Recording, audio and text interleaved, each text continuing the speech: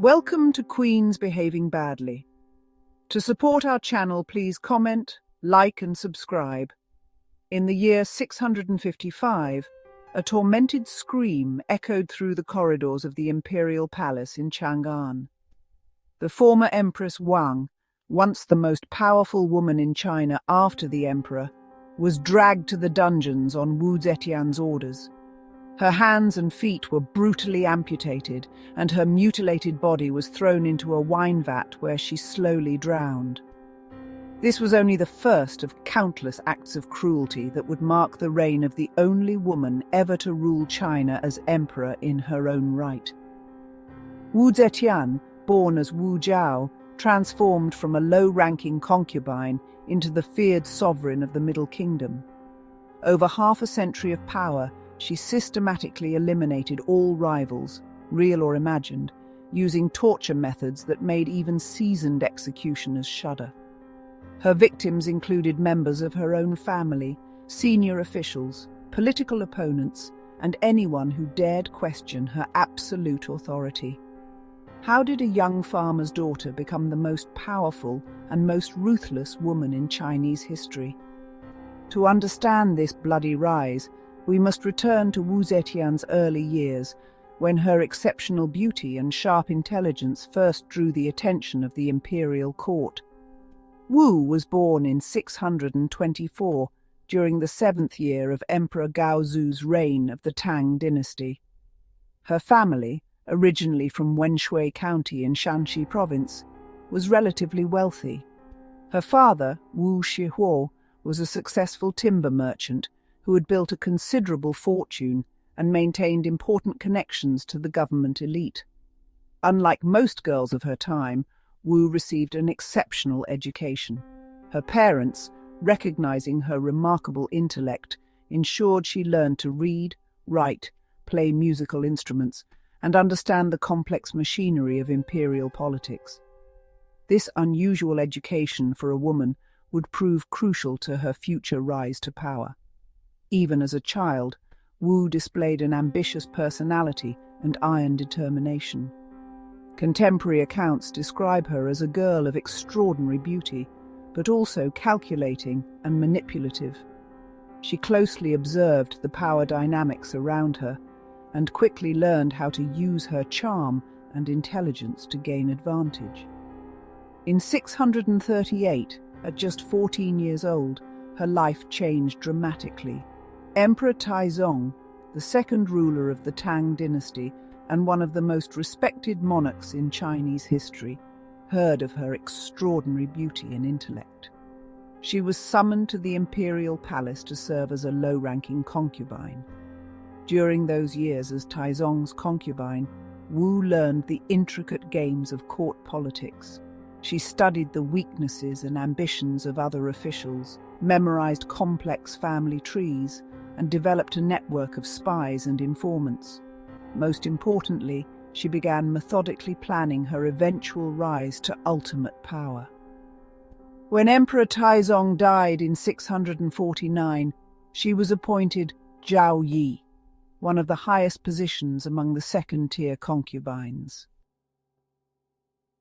Empress Wang, the new Emperor Gaozong's official wife, initially saw Wu's promotion as an opportunity. She hoped the new concubine would distract the emperor from his current favorite, consort Xiao. This was one of the most disastrous miscalculations in Tang Dynasty history. Wang had completely underestimated Wu's ambition and cruelty. Wu quickly became the emperor's favorite and began consolidating her position at court. In 652, she gave birth to a son, which greatly increased her status and influence. But her ultimate goal was clear. She wanted to become empress, and that meant eliminating both Wang and Xiao completely. In 654, Wu gave birth to a daughter. A few days later, the baby was found dead in its cradle. Wu immediately accused Empress Wang of murdering the child out of jealousy. Later stories suggest Wu may have smothered her own daughter to frame Wang, demonstrating the coldness and cruelty that would become her trademarks. Emperor Gaozong, influenced by Wu's manipulations and accusations, believed her version of events. Despite resistance from senior ministers who recognized Wu's danger, the emperor decided to depose Wang and elevate Wu to empress. Wu's revenge on her rivals was swift and brutal. Wang and Xiao were arrested, accused of witchcraft and attempted poisoning of the emperor. Wu personally ordered their torture and supervised every detail of their suffering. Wang's punishment was particularly gruesome. Her hands and feet were amputated with blunt tools to ensure maximum pain. Then her mutilated body was placed in a large wine vat where she slowly drowned. Xiao suffered a similar fate, also mutilated and drowned. Wu didn't stop with just her immediate rivals.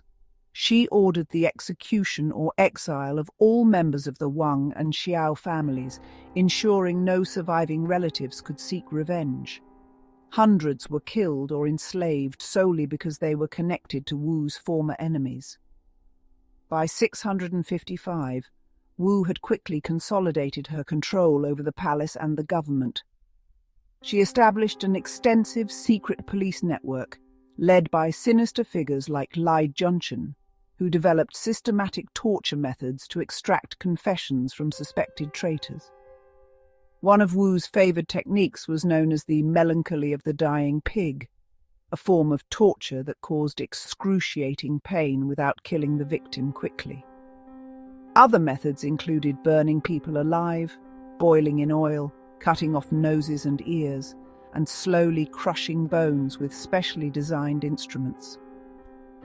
Wu also created an elaborate system of anonymous denunciations. Copper boxes were placed throughout the capital where citizens could submit accusations against neighbors, colleagues, or even family members. This system fostered an atmosphere of fear and distrust that permeated all levels of Chinese society. When Emperor Gaozong suffered a severe stroke in 660 and became partially blind and disabled, Wu effectively took full control of the empire. In Gaozong's final years, she was the true ruler of China, even though she was officially only empress consort. Her paranoia increased dramatically during this time. She ordered mass executions of entire aristocratic families whenever she suspected conspiracies against her rule. Even members of her own family weren't safe. She ordered the deaths of nephews, nieces, and other relatives she considered potential threats. After Gaozong's death in 683, Wu faced a new succession crisis. Her eldest son, Li Xian, became Emperor Zhongzong, but quickly showed signs of independence that threatened her power. Wu staged a palace coup, deposed her own son, and sent him into exile. In 690, Wu made the unprecedented decision to declare herself ruling empress, founding the Zhou dynasty and becoming the first and only woman in Chinese history to rule in her own right. This marked a radical break from 3,000 years of patriarchal Chinese tradition. As empress, Wu intensified her brutality. She ordered spectacular public executions to instill fear. Preferred methods included quartering by horses, slow burning, drowning in vats of boiling oil, and mutilation followed by public display until death. She became obsessed with wiping out entire bloodlines. When she suspected treason, she didn't stop at the accused. She ordered the execution of fathers, sons, brothers, and even distant cousins. Thousands of families were completely exterminated during her reign. One of the most disturbing aspects of Wu's rule was her systematization of torture. She commissioned detailed manuals describing specific methods for different crimes.